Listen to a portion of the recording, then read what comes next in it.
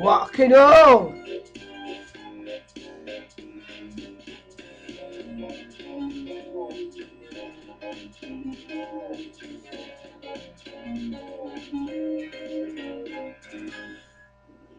Skarloey, the little engine, loves all the sights and sounds along his line and knows them very well.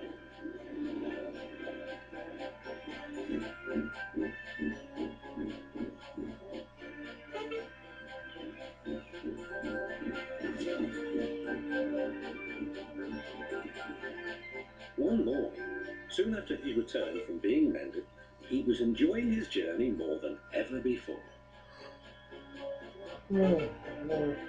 Along the way, he met Rusty.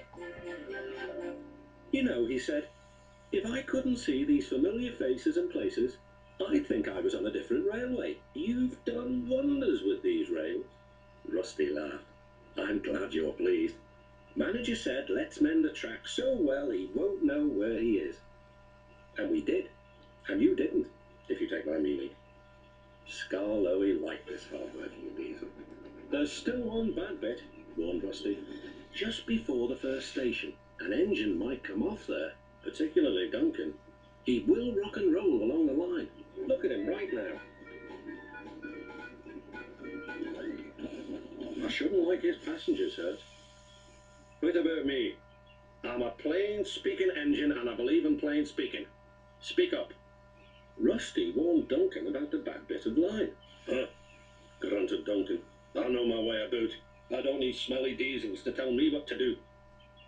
Rusty felt hurt. Duncan banged about the yard. Then he clattered crossly to the station.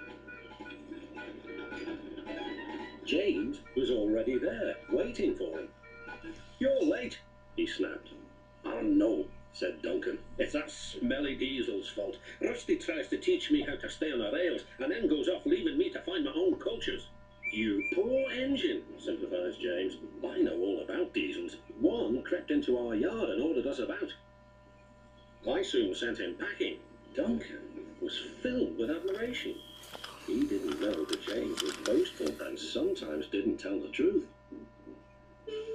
Send Rusty packing, send Rusty packing, snorted Duncan. He climbed the hill furiously. Well done, boy. Keep it up, encouraged his driver. Soon they were near the first station. Duncan was pleased. Nothing's happened, silly old diesel. Clever me. And he rocked and he rolled along the line. Steady, boy, checked his driver. But it was too late. Sleepers and ballast. I'm off. And he was. I warned him, said Rusty. But all he did was call me names. The little diesel refused to move. I'm ashamed of you, Rusty, said Skarloey. Think of the passengers. What are they going to do? Oh, I'd forgotten them. Yes, of course. We must help the passengers. And Rusty roared into life.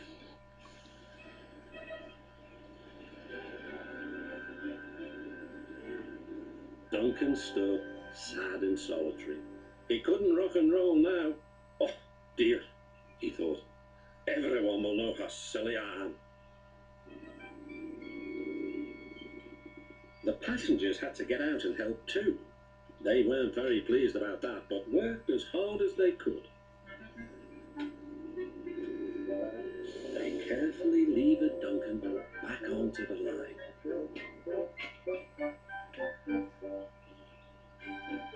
After that, Duncan was extra careful all day.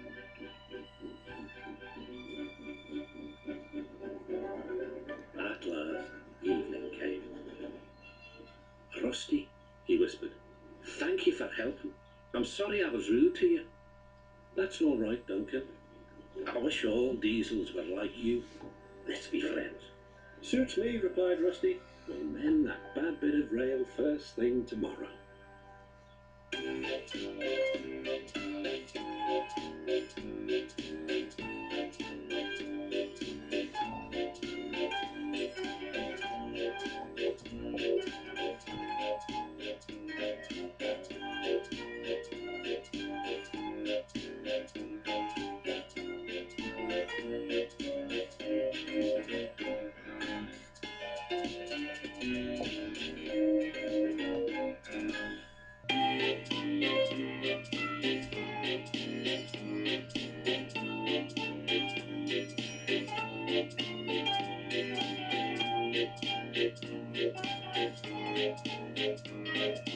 Hurry at last!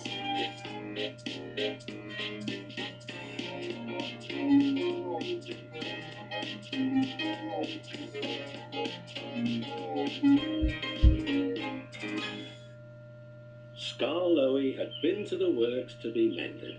He felt much better. Rusty the Diesel was helping him off his truck. Scar Lowy hadn't met the little diesel before. Rusty seems a kindly sort of engine, he thought to himself. I help to mend the line and do odd jobs, explained Rusty. I hear everyone is looking forward to seeing you again. Come on.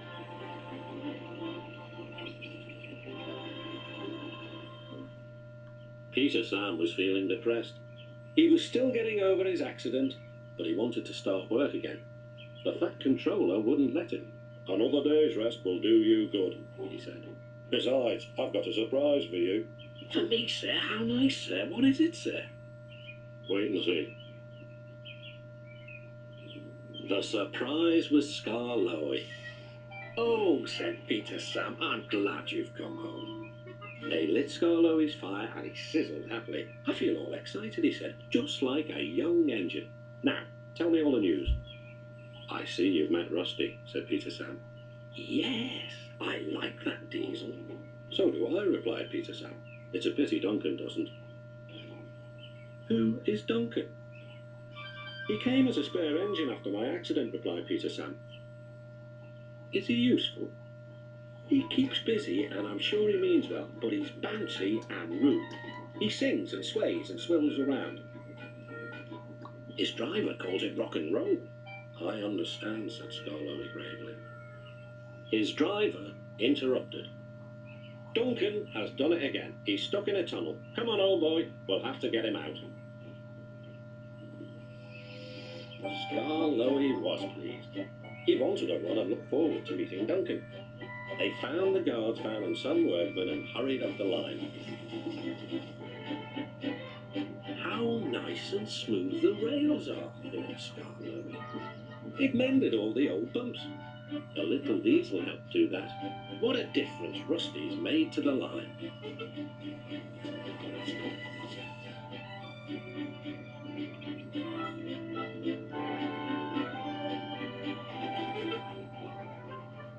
Quite soon they found Duncan. He was stuck at the far end of the tunnel, and he was very cross. I'm a plain blunt engine, as speak as I find. Tunnels should be tunnels and not rabbit holes. This railway is no good at all. Don't be silly, snapped his driver. This tunnel is quite big enough for engines who don't rock and roll. It took some while to clear away the rocks and set Duncan free again.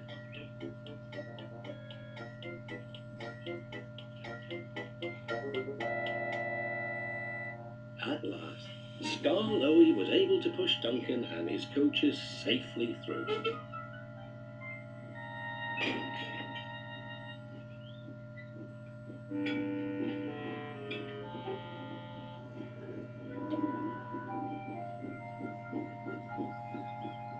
The guard's van was left on the siding, and the workmen stayed to make sure everything was safe.